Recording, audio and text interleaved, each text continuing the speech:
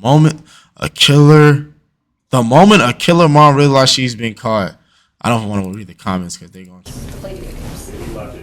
I don't know the exact time. This woman is in the midst of lying to police. Just hours ago, she brutally murdered her son Gannon, hid his body in the basement, and called 911 to report him missing. Officers at the scene have no idea what they walked into, and they will quickly find themselves entangled in this killer's twisted lies. Fuck. Down here? No. So then when I get downstairs, he had one of the guns. And I was terrified. He asked me to give him a suitcase. Is Gannon in a dumpster? No. You didn't hurt Gannon? Did you kill Gannon? No. But this was just the beginning of her lies. Why would I hurt our child? I had everything in the world. I have no motive. So tell me where he is and let me help you. I don't know where he is. All I can tell you is I did not hurt him.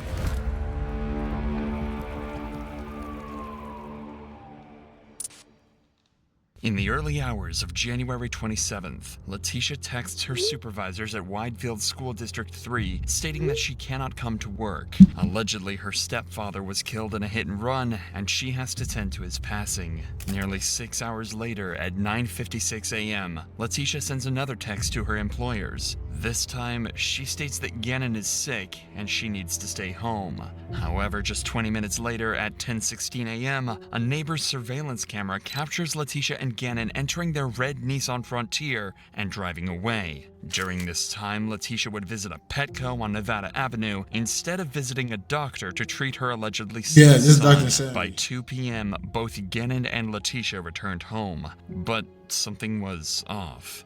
Not only did Letitia purchase cleaning supplies moments after their return, but backed all the way into her driveway. According to family and friends, Letitia never backed up all the way into the driveway. But for now, only one credible conclusion can be made. The only person last in contact with Gannon was his own stepmother. And oddly enough, she would report him to be missing 5 hours later at 7 p.m. My son was supposed to be home at 6 o'clock, and it's almost 7.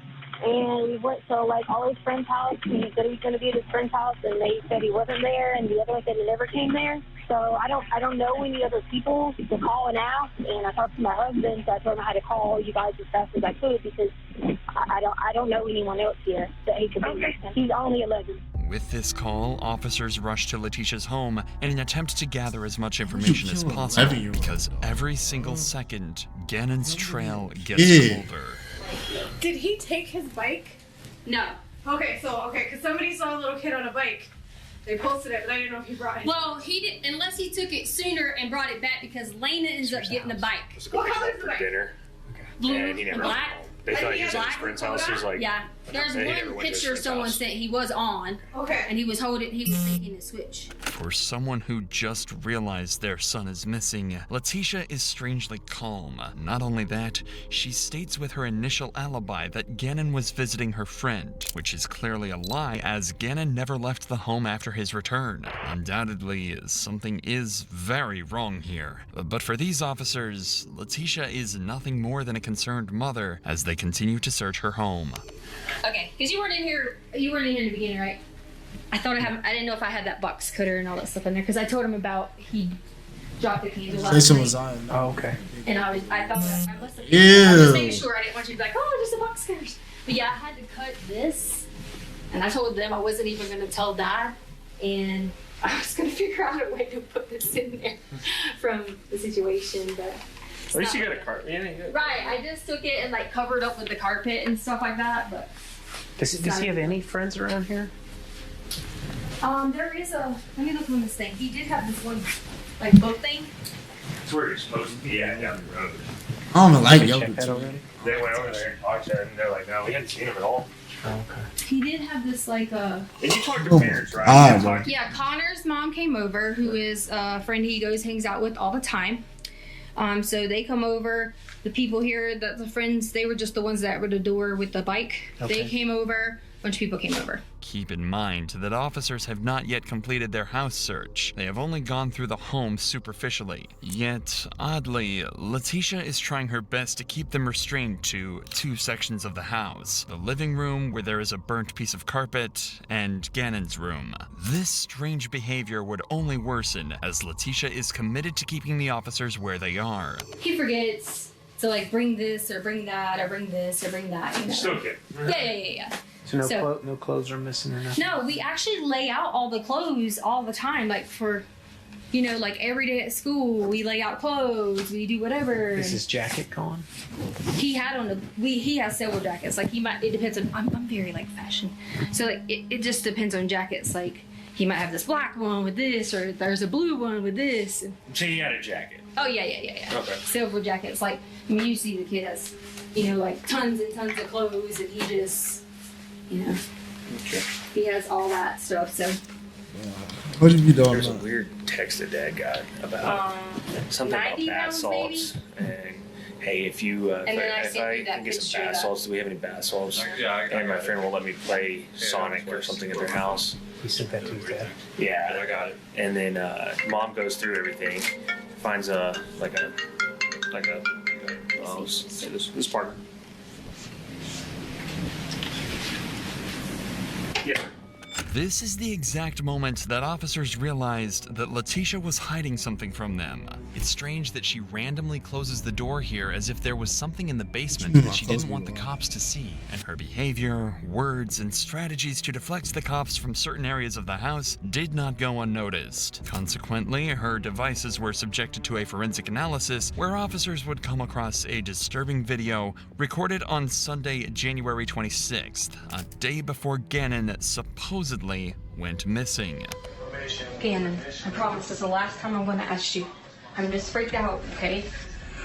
Are you sure you didn't do it on purpose? He did it. Okay, we promise.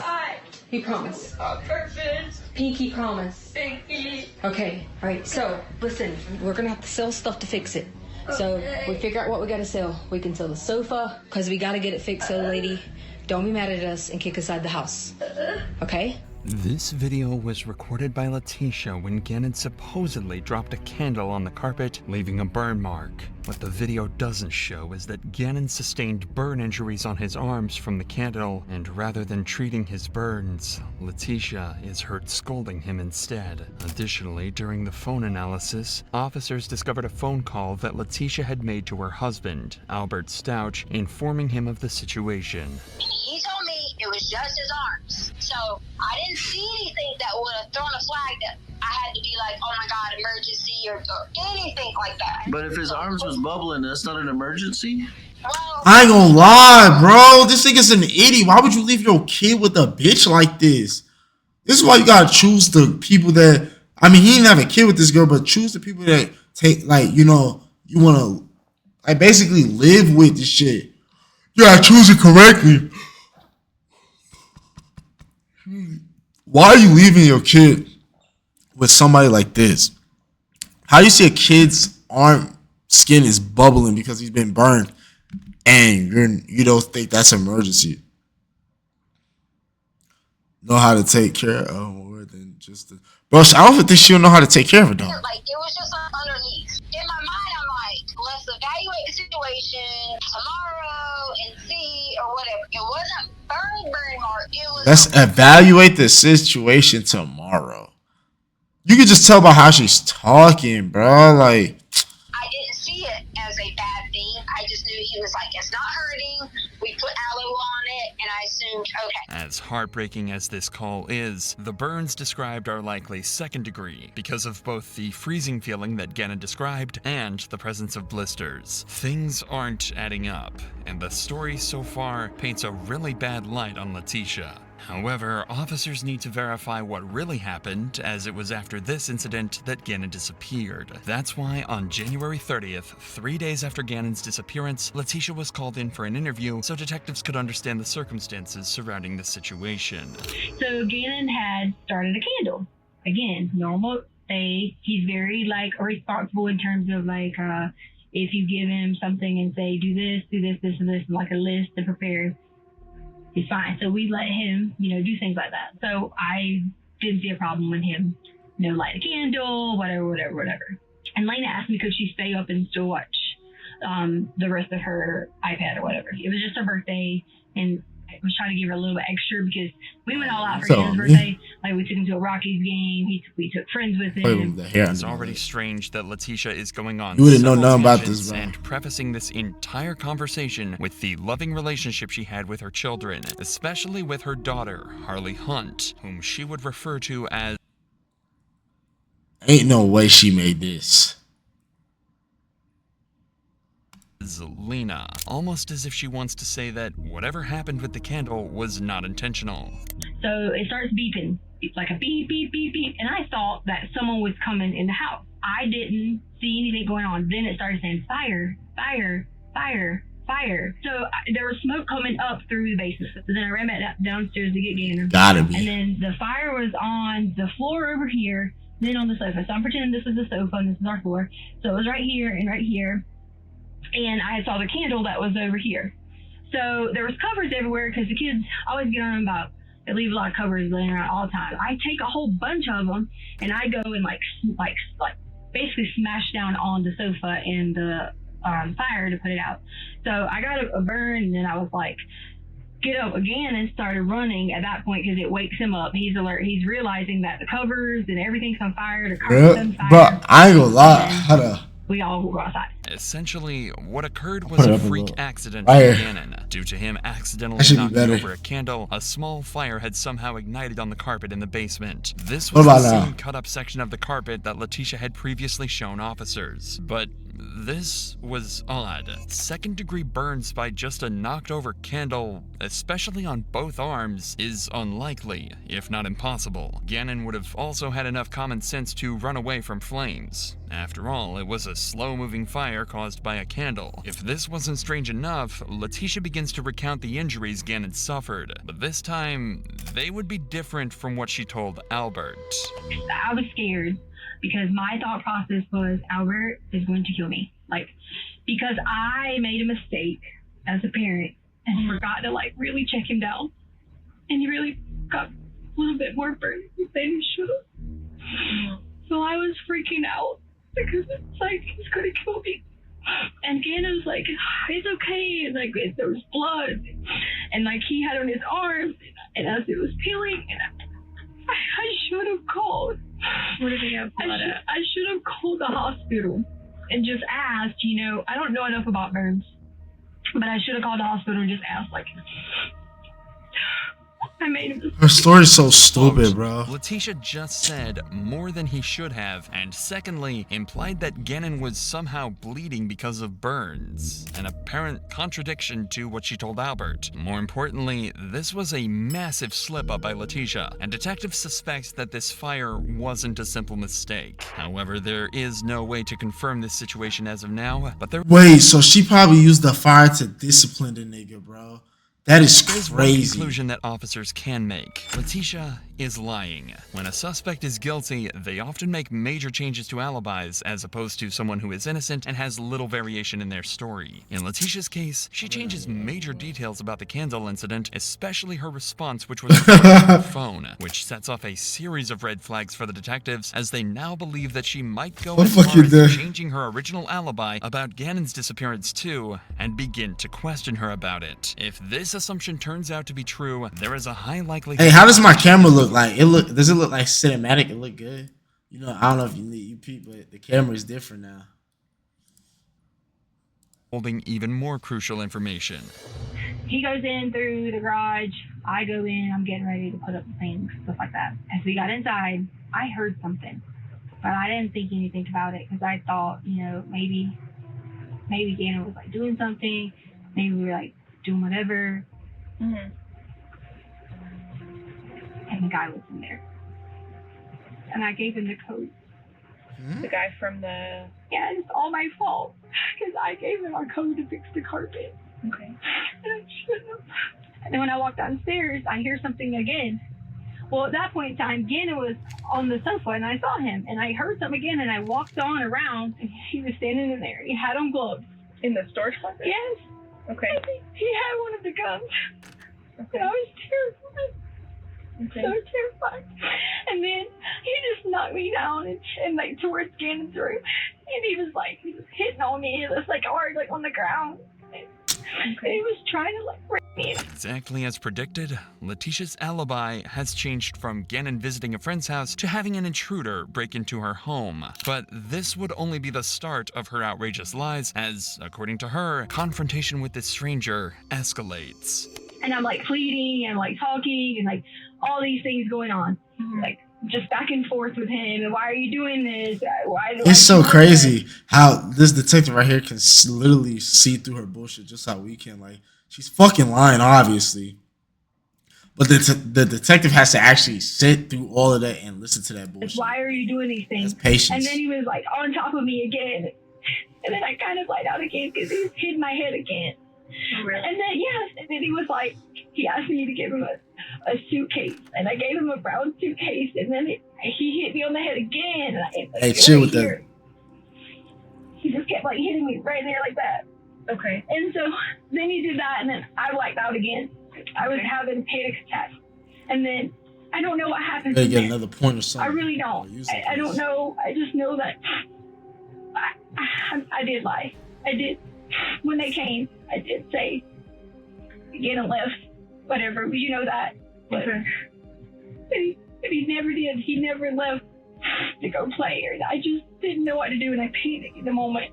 And I didn't want Wait. So if somebody was trying to, grape you and, it was beating on you, somebody that you didn't, why not just tell the police that? Why lie?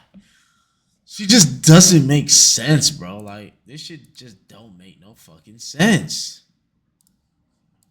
like trying to hurt us because we kind of get a lot of fights. Yeah. And I just want you to know that's the only reason that I made up the lie. A simple way to check whether she has been assaulted is using a sexual assault nurse examiner at a local hospital. These are registered nurses who receive special training to collect forensic evidence from assault survivors. Conveniently, Letitia rejected this examination when officers offered it to her. Not only that, but even CCTV footage confirms the fact that no one entered or left the Stout residence after Letitia and Gannon came home. She likely thought that this poorly planned story would absolve her of any crimes. Fortunately, quite the opposite happened. Noticing these contradictions, police officers handed this case over to the FBI, who gathered CCTV footage from neighbors and came to a harrowing realization. The morning after Gannon's disappearance, Letitia rented a Kia Rio for 24 hours and left the house at approximately 8:30 a.m. on the 28th of January. When the car was returned the following day at 8 a.m. on the 29th of January, it had clocked in 955 miles in the span of one day. This could mean only one thing. Letitia had likely murdered Gannon after their return at 2 p.m. and on the morning of January 28th, left to dump his body. While this much is easy to figure out, the exact details surrounding the murder are still not known. This is why 1 month after Gannon's disappearance, on March 2nd, federal investigators called Letitia in for yet another interview to piece together this confusing puzzle of Gannon's disappearance and possibly his murder. Because of the nature of the warrant, it being a murder warrant, we need to know the real story because you put out quite a few different stories. Put out to who? We heard a lot of the stories to Al. To Albert? Mm-hmm. The reason I already knew someone was listening to him, but because of him not ever being supportive, and I tried originally to talk to him when he first got there. Him not being supportive, you killed the nigga's son. What the fuck do you mean him not being supportive? He should kill you. The only reason I said this to him was just because I was out of anger and out of hurt and not being able to have support. It was nothing to do with me saying those things to him was just being what is the word you want to call it? Selfish or facetious or whatever you want to call it. I did have originally initial different thoughts on certain things, and that was me trying to basically read him and try to figure the situations out. So I understand that you may have heard those or whatever you may have heard, and that's okay because that totally was not. What Letitia is referring to hearing are rumors about the friction between her and Albert. Since he was a National Guard, Albert was rarely home, and Letitia felt he gave little attention to her. This had resulted in instability in their relationship, which Letitia initially denies as being small apprehensions she felt about him. However, when the officer confronts her about odd searches on her phone, she goes into a state of absolute panic. You know, in here I even have what you entered in your phone. The stuff that you've entered and deleted, like blood is spurting from an arterial bleed, direct pressure not controlling. What? I didn't look this up. It's from your phone. Blood is what? Spurting from an arterial bleed. No. Somebody did from your phone. I don't like my stepson. No. I don't like my stepson. Should I get a divorce? I'll stalk cheating. I'll stalk Instagram. I'll stalk cheating in Colorado Springs. How to get blood out of sheets. Out of sheets? This bitch is a dumbass, bro. Oh my god, they got this bitch red-handed. Oh, the blood out of sheets was because we always had like Bro, okay, so that's the one out of all the ones that she searched up. Oh my god, just confess, bruh. Let the devil be ashamed. Confess, bruh.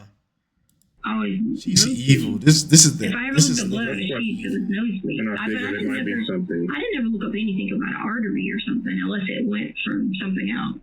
It's on your phone. And I never looked up anything about my stepson unless someone else did. The searches that the investigator just named would only be a few of the 34 searches that Letitia made between the 25th and the 28th of January, which is the exact time frame that Gannon went missing. Conveniently, she would have an excuse for every single one of them.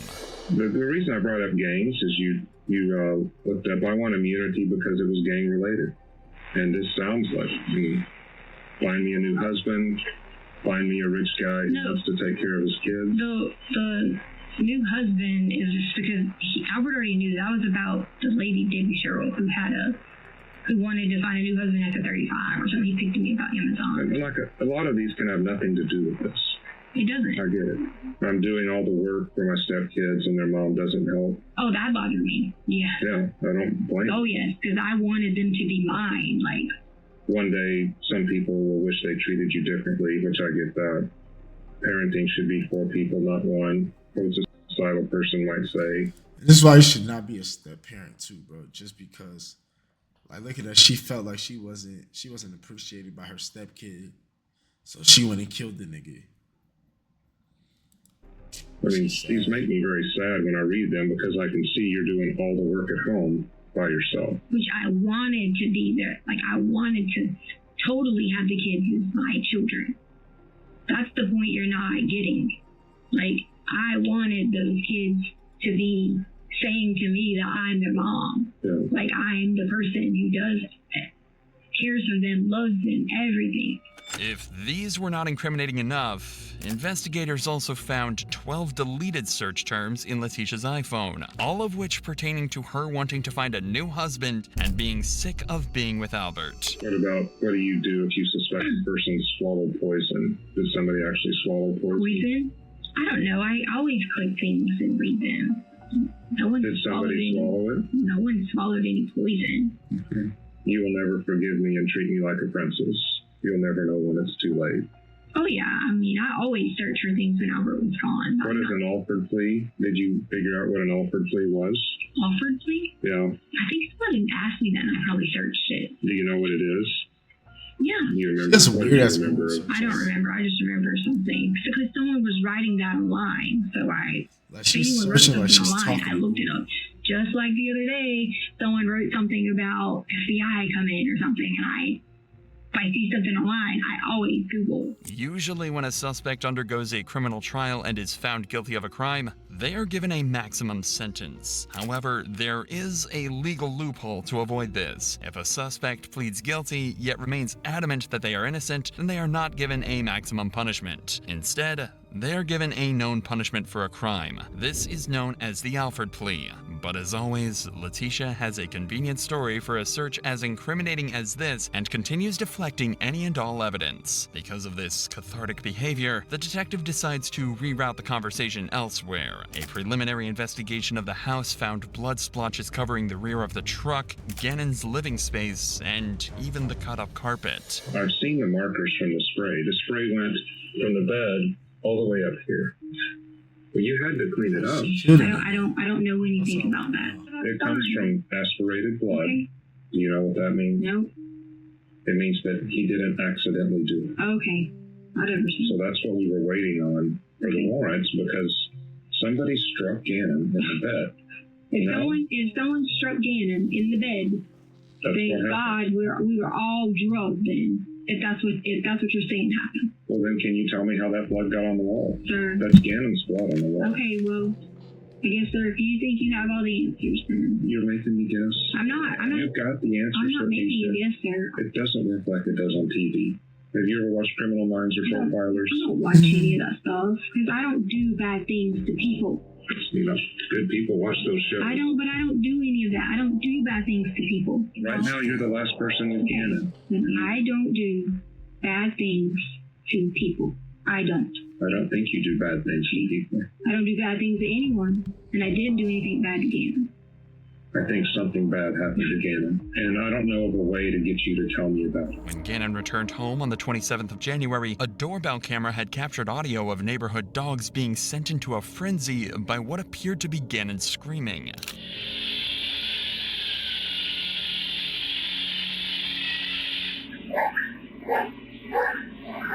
By 5 p.m., 3 hours after these screams, Letitia had ordered her daughter, Harley Hunt, to buy cleaning supplies from a nearby Dollar Tree at 5 p.m.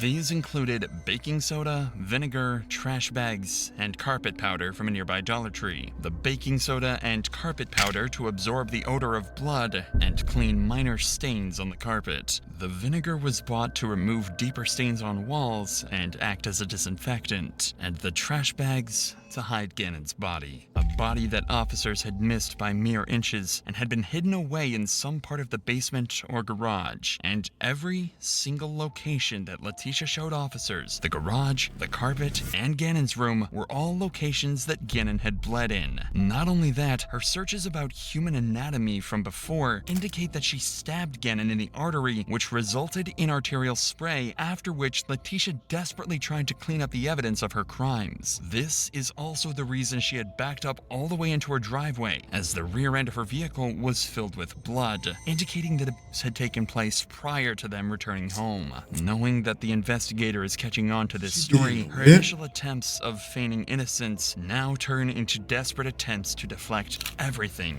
that she is told. Why would I hurt our child?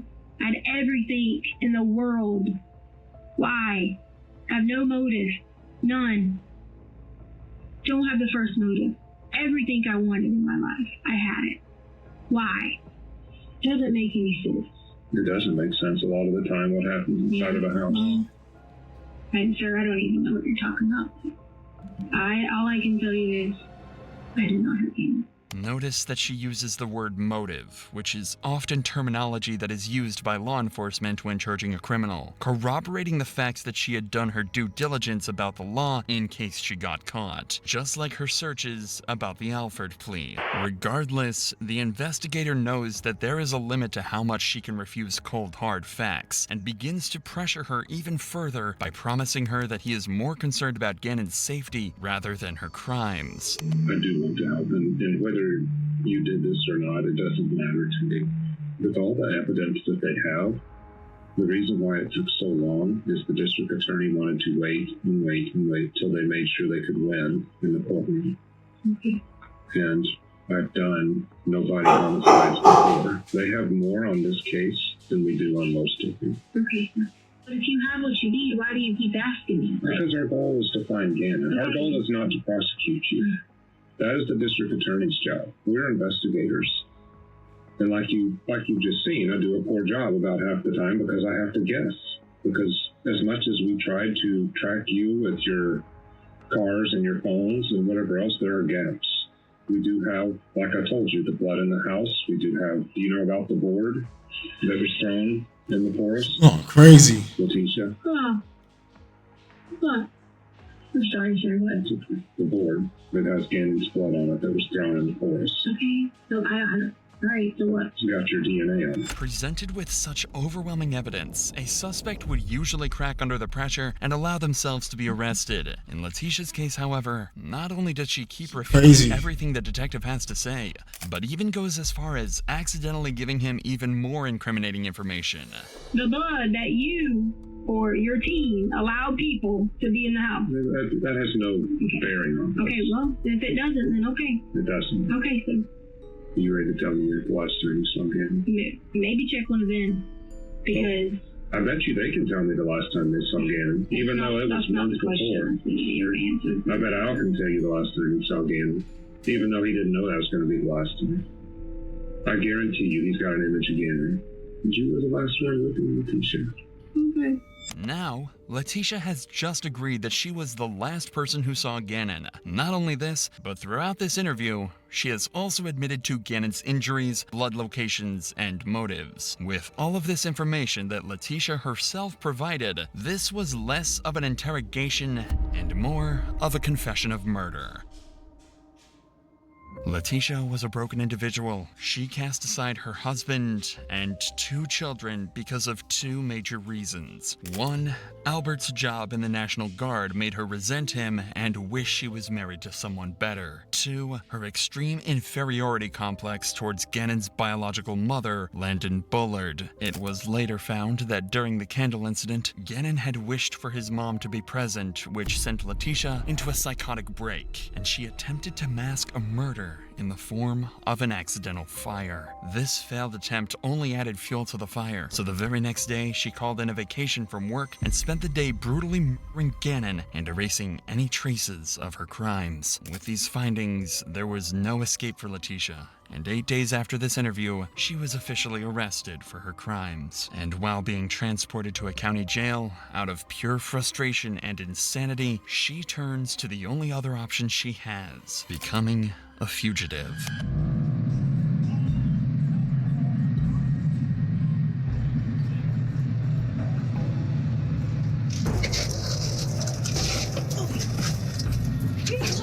She keeps threatening me. Stop. Well, she keeps threatening me. Stop it. Well, she keeps on threatening me. I have stopped it. She keeps on. Well, she got out of the restraints. She keeps on. Threatening me. I will for you. She keeps Put your arm down. Put your arm Put down. your arm Well, she down. keeps threatening me the whole time. Tisha? I will with you. I said I would. Then give me your arm now. Well, I said I would with you. I said I would with you. I said I would with you. I'm just asking to breathe. That's it. Just to breathe. That's all I want to do is breathe. You're hurting my arm. My phone is jacking. You're hurting my arm. You're hurting my arm. Lisa, I just stop. want my arm. It's hurting my arm. Just let my arm off. It is ironic that Letitia complains about not being able to breathe, about how her arm hurts and how she's uncomfortable. Yet, when she did even worse to poor Gannon, she was filled with nothing but ecstasy and couldn't help but laugh in the face of the officers. Even more tragically, the circumstances that Gannon's body was found in would prove that his death was not instant. It was slow and painful. On March 17th, 2020, 49 days after his murder, a maintenance worker found a suitcase under Escambia Bay Bridge in Pace, Florida, 1,300 miles away from the Stouch home, and inside was Gannon's body. Autopsies done on the body showed high levels of acetaminophen and hydrocodone. While these are generally pain medications, hydrocodone was never prescribed to Gannon. It was prescribed to his father, Albert Stouch, who kept the prescription hidden in his nightstand. the location of which only Letitia was aware of. This means he was forcibly drugged to reduce the pain of his injuries, possibly in an attempt to fuel Letitia's sick fantasies. However, this was not the end of it. A gunshot wound in his jaw meant that after Letitia had her fun, she ended his life almost immediately. For nearly 2 months, Letitia was well aware of all these crimes. When she was finally put to trial, phone calls would be shown in court with Letitia begging Albert to stop cooperating with investigators so she could get immunity. I need to know something about my son. I need to know something about Gannon. Do you know if he's safe? Do you know, is he safe? Where is he at? Do you have anything? And if I kill Gannon, really? What about this? I'm trying to think of any way to cue the police to offer you immunity if they can, okay? Because they'll try to incriminate me for this. I need immunity. I think they give it to you because this is big that he was there and they missed it. Because then they're gonna want to cover their shit for not finding him. Regardless of these desperate attempts, Albert continued to cooperate with authorities to convict Letitia of her crimes. 3 years later, on May 8th, 2023, Letitia's trial concluded, a life sentence in prison without parole plus 156 years, the maximum possible sentence under Colorado law. Like, it's crazy how people just want to see blood and death of their own son. But that shit's fucking nuts, bro. That shit's fucking nuts. But anyways, y'all, I'm finna end this stream, man. It's been almost 3 hours of stream, man. Appreciate you, Jacob, for being in the stream, man. Everybody else that's in the stream, thank you so much, man. You know, it's the first stream back. I got like at least 3 videos out this stream. So I'm gonna start posting them ASAP. Man. I think I want to make a Reddit. After going through this Reddit, I definitely want to make a Reddit. Well, anyways, y'all, I'm finna get off, man. You have a good night, man. And I'm gonna be on stream probably tomorrow. I'm gonna get on tomorrow.